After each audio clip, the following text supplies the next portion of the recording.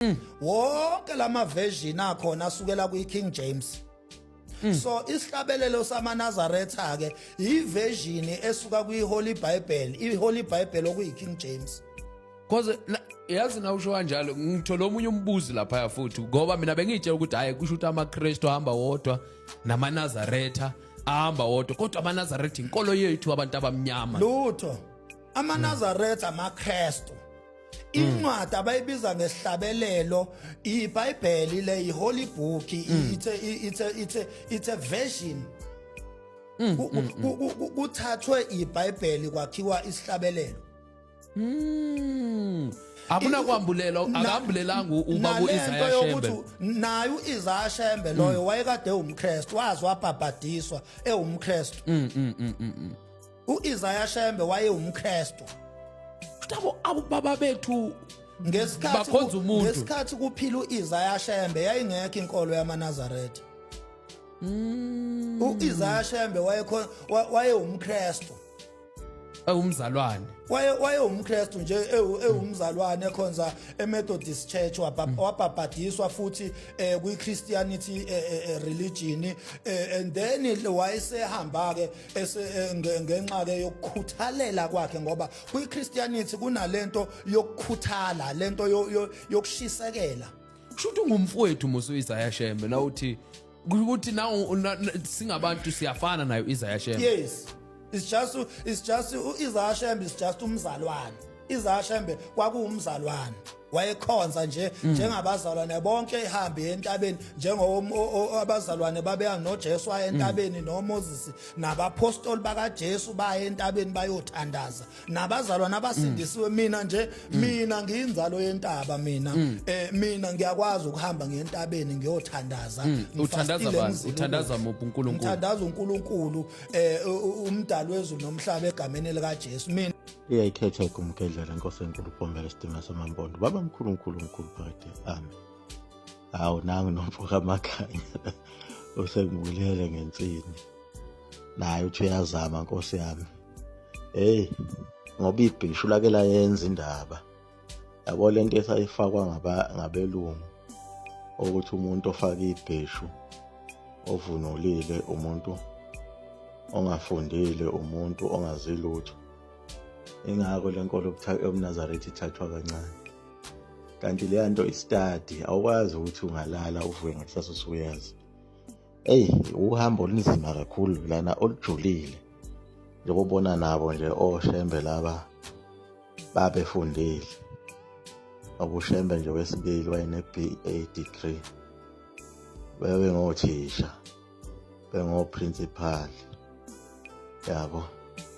Manje akuyona into ongacabanga ukuthi wena ngoba ubona ibhishu usuthi suka uno professor abanzima kaba balapha na udokotela yikho into engekho lapha imantshi zikhona amajaji akhona bammeli advocate everything bakhona lapha. Yankolo ijule kakhulu ngoba ngisho usonta khona istudy esinzima esingapheli esisaqhubeka namanje. Manje awukwazi ukuthi ungathi wena ulale uwumKristu usenkolweni elula. Inkolo yobuKristu phela ilula ngoba ukuthi nje ukuvuma ukuthi uJesu uyinkosi umsindisi wafa wavuka finish and clear. Qedela kuyidlela ingulube yakho idlela yonke into oyicabangayo. Ayikho ipractice eyenziwayo ukuthi okay ma ungumKristu kufanele uyiphathe kanje nemithetho nayo yonke into eqinile. Engakho ngeke ngithi uKristu kuyinkolo emnandi. Bayayihlupha nje bona ngokuyifaka kulezi inkulumo zabantu benkolo kaNkulunkulu. Inkolo kaNkulunkulu nento eziningi ezilandelwayo. Manje bona kule nkolo yabo yaseRome ilula ngendlela eyisimanga imnandi yabo kakhulu. Ngeke kwazi ukuyiqhathanisa nenkolo kaNkulunkulu. Manje bona inkinga yabo ileyo ukuthi bafuna ukuqhathanisa inkolo kaNkulunkulu nenkolo yokugroova. Kanti ngeke kuze kwenzeke. uMax la uthi ihlabelelo lezi zithathelwe eBhayibhelini. Khona omncane una 1% wento ayikhulumayo enobuqiniso. Kukhona ihlabelelo okuthathelwe kule iBhayibheli. Lezo sigatshana nazo igatshana ngoba phela uNkulunkulu ngesikhathi efika kuIsaiah wathi akasebenzise lona iBhayibheli. ilapho kwavela khona ukuthi iBhayibheli leli incwadi yabantu abamnyama amaHebheru elantshontshwa yiwo amaRoma. Khona kumlando noma ngiveza ama-topic la uyawubona. Ufuna uhambe udele ukuwa-check-a lapha ku-channel. Sengathi ungavele ku-YouTube la uzosheshe ukwazi ukuwabona ekwi-list emaningi achazayo ngenkolo, ubuKristu, umlando wawo. AmaNazaretha wawona amaKristu. AmaKristu angamaNazaretha ahlubuka.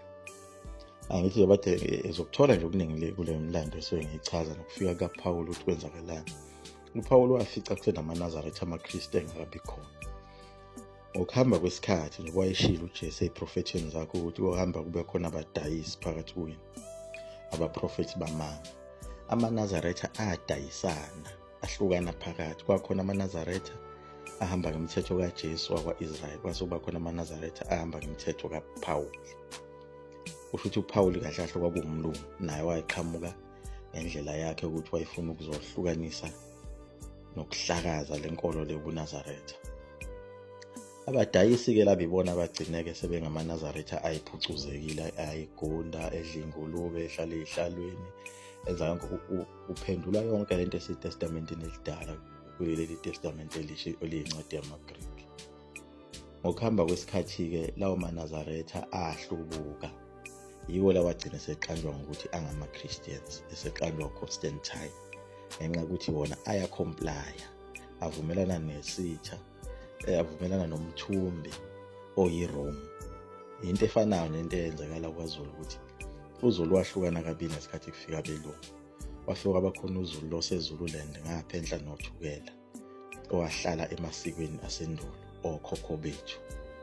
Kwase kuba khona uZulu owacomplya nabelungu lo ngaphesha kothukela eNatal. uZulu wasuhlukana kabili ngaleso sikhathi. Lo waseNatal wamukela inkolo imishini zazingekho eZululand ngaleso sikhathi. Wamukela-ke lo waseNatal. Into uKristu-ke ebuhlukene kanjalo-ke nobuNazaretha. Lokho akhuluma ngako ukuthi kunezinto ayithathele eBhayibhelini uShembe.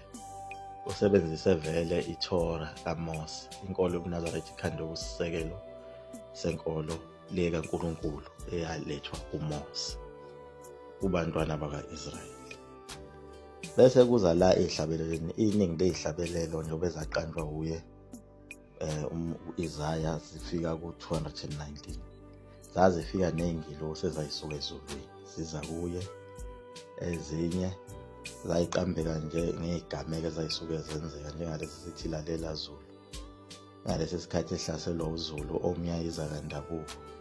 Ekhuluma ngaleso story-ke, ngikhulumile futhi ngaso la, khona indaba yakhe ehlaselwa kwaNongoma. Njengoba ngeke ngisho uShembe isitha sawo wonke umuntu, uyisitha samaNazaretha uqobo. Aphinde aba isitha sabantu ababegcina amasiko akwaZulu. Aphinde abe isitha sabathakathi nezinyanga. Aphinde abe isitha samaKristu. Isitha sayo yonke into ongayicabanga nje emhlabeni yakhona. Okusho ukuthi uMax ubuke lapha emthandazweni laba suke bethi mesabeni uJehova Zulwane ngezizukulwane ngigcina imithetho yakhe anilobelayo ngenceku yakhe uMoses. Lapho kunezigaba ezithile ezithathelwe vele eBhayibhelini. Ababhalile nakhona kusesihlabela ukuthi hamba uvule encwadini ethile uzobona lokho, uvule encwadini ethile eBhayibhelini. iBhayibheli sekuchaza kaningi ukuthi akulona elamaKristu. iBhayibheli elabantu abamnyama. Abawa-Israyeli wakuhlala abantu abamnyama, amaJuda abantu abamnyama. Lathathwa iRome, chazela umlando wakhona futhi kuze kubulawa amaNazaretha ngesikhathi sika Constantine. Sekubhujwa-ke lapho wathathwa iBhayibheli la hijackwa kanjalo laseliphathwa amaRoma. Aseli-editha lapha li-editha khona. Sekuphasiswa kahle ney'ncwadi lezi zikaMpostoli uPawuli ezisasibusa namhlanje. Echazile futhi ukuthi uShembe wayehlukene igaba ezintathu. uShembe igama likaNkulunkulu wathi mayifika ekhuluma ngezwi lakhe engabonakali. Yabo washo-ke ku-Isaiah ukuthi kufanele kuyongenzela umsebenzi.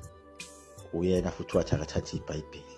Wathi thatha iBhayibheli, igama lami likhona eBhayibhelini, bangibiza ngokuthi nguJehova. Lichazile futhi igama likaJehova ukuthi kahle kahle lalingekho ngalesi sikhathi kubhalwe iBhayibheli. Ngalesi sikhathi kuphilwa nje Jesu lalingekho igama lesiJehova. uJesu nje akalazi igama elithi Jehova, yabo.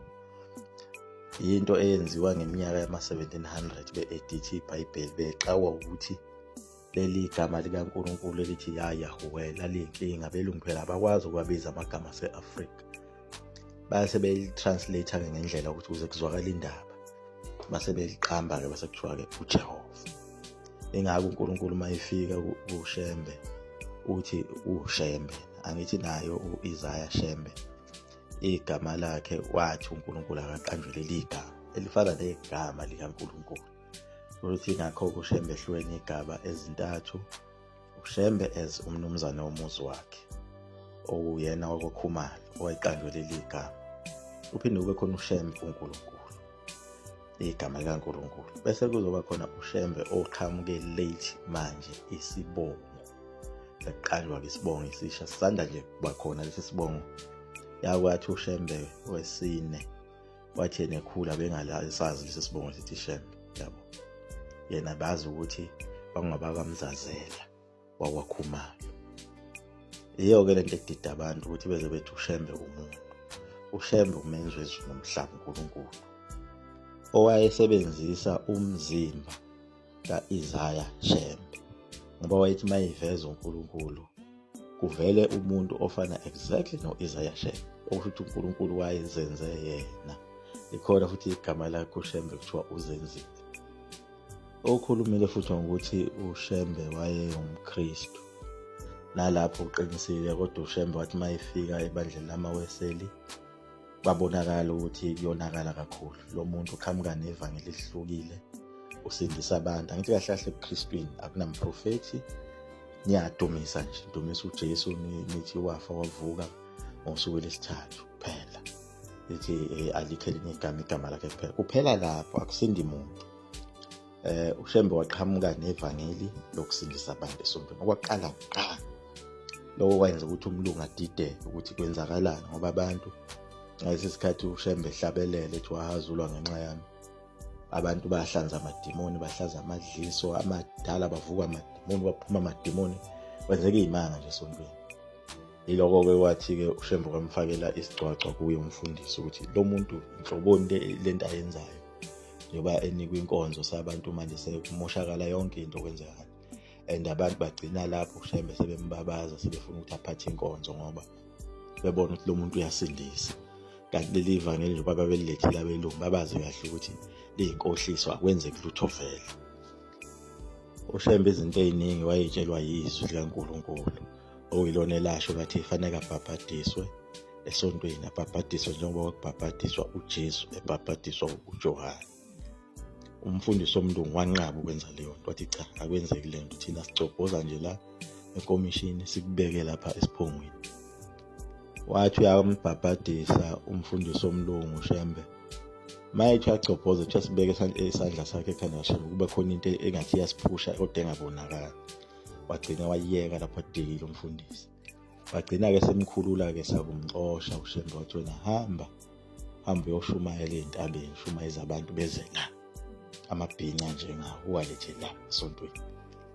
Lokho konke kwakwenzeka eNtabazwe ngalesa sikhathi engakafiki la eNatali. Izwi likaNkulunkulu lisakhuluma naye uShembe.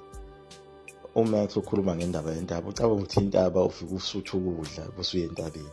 uShembe avelanga wayiyela nje entabeni, mhlawumbe ethi uyolanda amandla njengoba enza amakholo ukuthi avele asuke nje. Intaba kukhulumizwa, watshelwa uNkulunkulu wathi akaye entabeni ethile, hhayi noma yiphi intaba. Manje uMax uthanda ukuthi kwakuwumKristu nje wayikhuthele, owavele waba namandla ukuthi yena ufuna ukuya entabeni. And into efanele niyiqaphele le nto nina enisuke niyikhuluma ngoba niyazi boMax. Yabo le nto kaShembe isensitive ngale ndlela ngoba uShembe engafuni ukuya kuleyo ntaba uNkulunkulu ayembizela kuyo, kwaholela ukuthi igcine efelwe yiy'ngane eziwu-10 ngokuthi egoloza naye, ngoba phela wayesesenyameni, yabo. Kwathiwa kahlukene namakhosikazi akhe, yabo, wasala nje wayedwa, wahlupheka. Kunabantu abaningi ndakhona amaliba alabo bantu. Sesike saya-ke thina safike sawabona. Leya nto inezinto ey'ningi ezibucayi, ungamboni umuntu eyikhuluma nje leya nto inabantu abahamba emhlabeni behambela yona. Manje akuyona nje into izinga le ndlela enisuke nina niyicabanga ngayo. and okunye ama-Christians akhona lawa namhlanje ama-ministries into afuneka ayigade lento hayi ukuthi iqala manje lento yokuzama ukuchallenge uShembe. Abanikazi balenkolo ababhishobhi babelungu bayi-challenge bahluleka bavuma. So nina nizingane kakhulu yabo. Ninzale kude kakhulu even uJohn Langalibalele Dube wayengumbishobhi omkhulu okuyena umuntu lezinto ebabe yinzalo yalento ifikele kubo ubishop uJohn Langalibalele Dube wakhanda ngisho imission yabo. Uyini ke wena kulowo muntu lo owavuma wazi wathi Shembe ngibhabhadise efike ebusuku wathi ngibhabhadise ngiyavuma yabo. Wathi uShembe fike emini ukuze abazalwane bazokubona. Wasaba uJohn Langalibalele Dube ukuthi uzobonwa abazalwane. Ilento ke inkinga ke lezi khaza namhlanje kube fundisa ukuthi abanye uma belibona iqiniso sebesaba abazalwane ukuthi kuzothiwa hawu umfundisi nawe usuvuma lento. Ukhona nje umunye umfundisi engingakhuluma naye ensukwini engengimdalule osemazingeni aphezulu owasho ukuthi ama-Christians abazalwane bethu uselikhuni kubona abakafiki esigabeni sokufundiseka bejule ngenkolo, ngoba wazi wathi uma nje ungatshela nje abazalwane esontweni ukuthi uJesu umuntu omnyama lingahlakazeka ibandla. Kumele ukuthi sihlale kule nkohliso yabo, ngoba kusa isikhathi esivumayo ukuthi ngoba bona basebancane phela abazalwane ngokucabanga nangokufunda ngevangeli. Kusafanele ukubayeke nje njengamanje kuzoze kufika isikhathi lapho akuzobe khona sekuvulelekile ke emqondweni wabo. Yonke into inesikhathi sayo. Angithi nje uma ngizokukhulumela ngesikhathi ngaleza ikhathi early 80s abantu abakhule ngalezo khathi bayazi ukuthi indlela izingane beyishawa kanjani. Bekushawa umzali achithiso ube indlobo achithe idolo. Kwakuyisikhathi sasifikile ngaleso sikhathi abantu nje benesihlungu indlela ongakazi uyibona. Omama laba beshawa bekhishwa amazinyo beshawa obaba. Kodwa mawuthi uthi ngokuhamba kwesikhathi manje obaba banamhlanje sebeyazwela izingane sebeyithanda sebe namakhosikazi abo sebeyawathanda. Akusenzeki ngalendlela okwenza namanje vele njengoba kusekhona impikiswane nje ingenxa ukuthi ama-Christians akhona njengamanje awakafiki kahle hle ekufundeni kahle ngevangeli. Kodwa isikhathi esinjengaleso siyeza ngoba okunye abantu abangakwazi ukuthi ibandla lamaNazaretha likhandwe ngawo ama-Christians angalesa sikhathi esidala okuyibona akwazi ukulibona iqiniso, ukuyibona abanikazi balento, ngoba phela kahle kahle iqiniso lithi uKristu bangempela kahle kahle ubuRoma yabo. Then-ke amabandla amaningi ke aqembukile ke lapha emaromeni ke azazofika la eSouth Africa ke sehlukene ke sekukhona uLuthela, Baptist, UCC, zonke lezo zinto zama-American born. Wonke lawo mabandla lawo amasheshi ongasuwacabanga namaLuthela kuphuma lapha eRoma.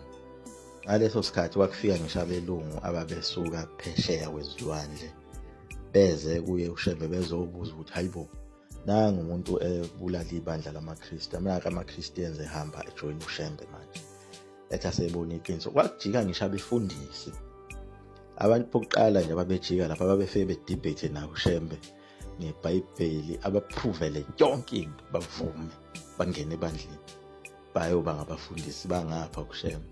Ayiswe inkantolo ifika uwini ethi manje ayi le ndoda inzima kakhulu njengoba wathiwa wena umuntu onumber 1 ngeBhayibheli ubuyini wena uyihlubuka kwa wena, ngoba nawe angithi amabandla akhona lawa ama-ministries amahlubuka aphuma komasheshi komaLuthela wonke lawo mabandla njalo nasemaromeni nakoma-gospel amabandla amadala nje ethu nathi esikhulu ogogo besonta kuwo. Njengamanje ke abantu ke ababanga umsindo abantu abangamahlubuka obuKristu. And abantu ngalesa sikhathi sakhe uIsaiah Shembe ababekholwa ngokweqiniso bakwazi ukubona ukuthi la inkolo yeqiniso. Then abasalayo eKristwini ngaleso sikhathi ngo-1912, 13, 14 ngesikhathi sakhe uShembe efika kulelizwe, abantu ababengayimisele ngokukholwa ababesebenzisana nabelungu belekelela obasi ngaleso sikhathi basala ke labo bantu nenzalo yabo. Leyo nzalo yiyo le namhlanje engafuni ukufunda noma isitshelo, ngoba yabona nje la kuleli ikhasi iningi into engiyikhulumile ngoShembe nokuthi uShembe uNkulunkulu kanjani ngokuchazile lokho. Ukhona mawukufuna buka kulama topic engiwadlulisa la. Nangu nobaba uMbatha uze wathi ngiyayifuna le ncwadi ethi ufuna isihlabelelo. Hayi uthi ufunani lapho uzama ukucinga izinto azolwa ngazo kodwa ngeke athole lutho ngoba yabo le nto leya utshelwa yimina le nto nami ngeke ngayi-challenge. Yabo nje uMax lo uma engaqhubeka kahle uzogcina vele naye hooked njengani. Yabo ngesikhathi wenza i-investigation uzogcina ilithole ngempela iqiniso ukuthi nanti iqiniso lalilele khona. Kodwa uma unomoya kaNkulunkulu ngaphakathi kodwa uma ungekho umoya kaNkulunkulu vele uzogcina ulokhu uzama ukucinga izinto uthi uya-opposa uthi uzama ukwenzani ngeke uluke kuyanto inzima kakhulu. Akithi kwasona isihlabelelo cabanga ukuthi sihlanganiswe ubani njengoba sibhalwe kanjena nje. Ngalesa sikhathi sakhe uShembe uqala kwakubhalwe kuyinhlaka nje emabhukwini ahlukahlukene. Yabo kwase kufika umuntu owayefunde kakhulu uShembe wesithathu inkosi eManazaretha.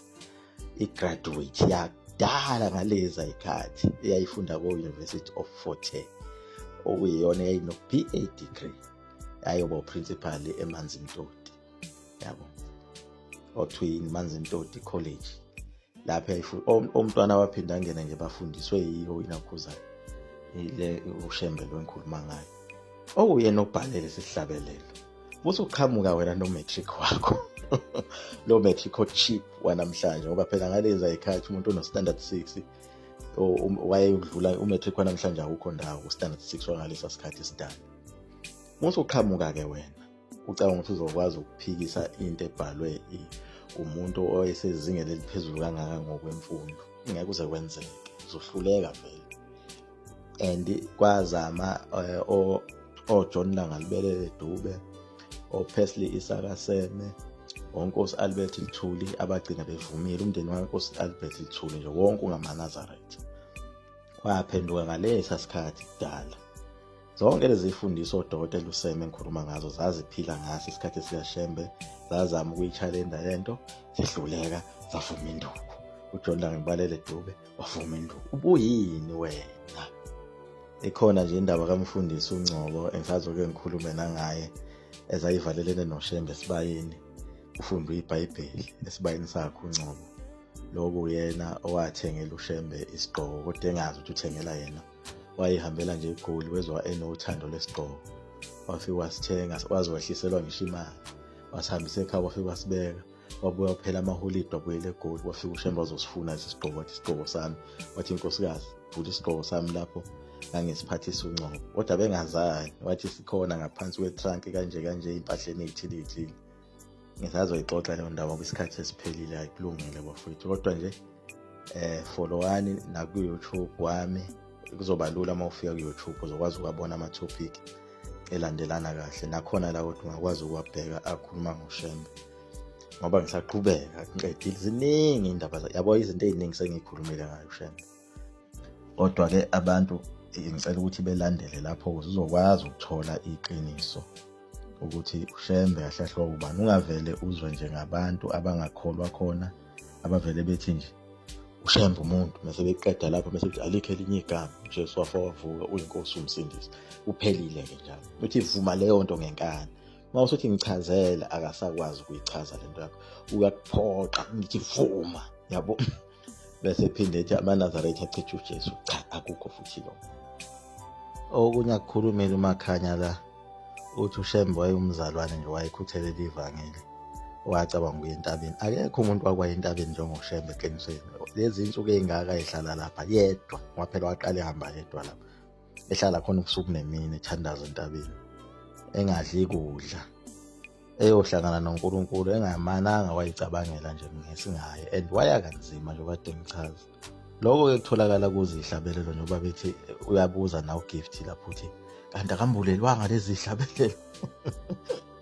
Angithi ikona ukuswela ulwazi lezi ihlabelelo njengoba bengichaza ukuthi ayifika nezingelosi yabo nje sokuqala isona esikhuluma kakhulu ukuhlupheka kwakhe uShembe lesithi inkosi sikelela ubaba.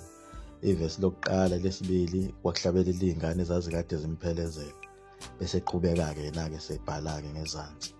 And ihlabelelo eziningi ziyachaza khona ezinye ezibhalayo ukuthi kwakunyaka othile kusungulwa lesi sihlabelelo kwakwenze njani. ezinye zazo zaziyimthandazo ihlabelelo lezi. Ngabe ukuthi into ethathwe eBhayibhelini nje babechaza nje so kodwa Nkosi yami abantu bageja kangaka igumgedlela ligcwele kanjena ku-YouTube bafethu nasi isikole abantu bayasibalekela ngoba abalifuni iqiniso. Zibhalwe ngisho umlando ihlabelelo nasi nje esinye siphambi kwami 132 siqale sibhale phezulu ukuthi umthandazo wesikhonzi senhlupheko uShembe kwelasentanda ngomhla ka September 5 1926. U131 wakhona sithi naso umthandazo wesikhonzi senhlupheko uShembe kwela KwaZulu eduze nakwaSoshangane. Ikhona leyo nto eBhayibhelini. Lo Soshangane ukhona lapha eBhayibhelini. Nangu 134 sithi zazingu-8 kuNovember 1926 isikhonzi senhlupheko uthumekile okuthiwa ngokucacile u-Isaiah Shembe ehambisa izwi lenkosi endaweni yaseMangethe esehlane ngezwi kwafika lo mthandazo. Nasesini 141 isikhonzi senhlupheko uShembe kwelaseNkanyezi kwafika isihlabelelo kumuntu kaNkulunkulu mhla ka 16 March 1927 kunguLwesithathu ntambama. Nanku 144 umthandazo wesikhonzi senhlupheko uShembe ngoJune 7 1927 ngaphakathi kwamasango asekuphakameni wayethulele umoya wakhe uJehova ngalolu suku wazuliswa umoya wakhe waze wafika entokozweni yabakhethiweyo. Nangu 135 isikhonzi senhlupheko uShembe kwelaseMampondweni mhla ka November 26. Baba ngilolu hambo losizi nenyembezi hamba nami mhlekazi ungangishiyi kuleli hlane njengoba inqamula ngeenyawo amazwe ngamazwe egudle emahlane ehlakane namabhubesi. Nasesinye umthandazo kaShembe nganginomoya wenkosi ngosuku lwenkosi entabeni yaseNhlangakazi 22 January 1929. Umoya wami ngangiwugcinele isimemezelo senkosi leso sikhathi kusenjalo kwazwakala ukuhlabelela laphuma leza kimi leza nokuhlabelela kwalo sekusendleleni ofanele ukubongwa ngiyangibonga nofanele ukudunyiswa ngiyakumdumisa nguye kuphela owenza izulu lomhlaba makabonga. Ziningi asiyibambe nje lapho leso beku162. Uthini-ke lapho Max-ke naloko khona kuseBhayibhelini nalokho kuthathwe khona cha. Yabe ngishilo nje ukuthi amaKristu okuqala angempela avuma. Njengamanje kuqhamuke amahlubuka aseqala phansi into eyaliwa kusukela ngo1910 kwaze kwafika ngo1932 1935 uliwa nalento. And nakhona ngesikhathi esehamba uIsaiah emhlabeni ezikhulu engiyibalala zazikhona ngisho khona emcimbini okumphelekezela uShembe zamvuma neziqhwaga zakwaZulu zamvuma uMyayiza kaNdabuko ngoba kwasungula sihlabelelo nje wagcina ivumile induku nabathakathi bayivuma nezinyanga zavuma khona inyanga yasemachumini ngayikhuluma indaba yayo la ekuyiyona yazi yathi ake ngihlole ukuthi lo muntu uyini. Lokho kwenzeka emveni ukuthi umakoti wakhona wayengabelethi eye kuShembe wasefike eyasikwa waseyatete sephela izinyanga engabelethi yahlola le nyanga athi ubani umuntu ongihlulayo yathi mayichathi chitha amathamba ayitshela ukuthi akuyena umuntu lo uNkulunkulu. Inkunzi malanga zabathakathi onjojela kwelasemtubatuba isilwane somhlolo sasike sithatha umuzi wakho siwususe la ukhona siwubeke kwenye indawo okuthiwa saxabana nebhunu lathi ibhunu lisabuka wathi esuka wazophuma esifubeni salo ibhunu wabona sevela ibhunu labona sevela ngekhaya esifubeni labaleka ibhunu lashiya yonke into. Izilwane zomhlolo zafike zahluleka zamvuma. Ubuyini wena uqhamuka namhlanje nama ministries amaphoyisa amasosha amabhunu amangisi yonke inhlobo bayamchallenge bahluleka abafuni sezokuvumbuka manje oqhibukhowe banamhlanje lokuthiwa ngama ministries. Kade kwaqedwa nje kahle ngalesi story sakaShembe kufanele ngabe sisakhuluma ngalento into engabe siyayenza nje ngabe sonke sisho kanye sithi siyayikhetha inkosi uShembunya Zulu phakade. Amen. Ngenani-ke bafowethu na ku-YouTube lapha nani check ni subscribe ni like nenza konke ukuze lela page ngoba li backup ka TikTok ngoba TikTok ubuye wavala ama page ethu. Uzothi usathi uyabheka yonke le umsebenzi okhona usuka 400 and something vele unyamalale. Even kwanami ke anginawo wonke. Nami ngibackup nge YouTube channel. So na YouTube channel izohamba ihambe mayinganawo ama viewers amaningi. Bazogcina beyivalile futhi na bese sigcina silahlekelwa yikho konke ke nama kukho lapho ngophinde ngithole khona lento.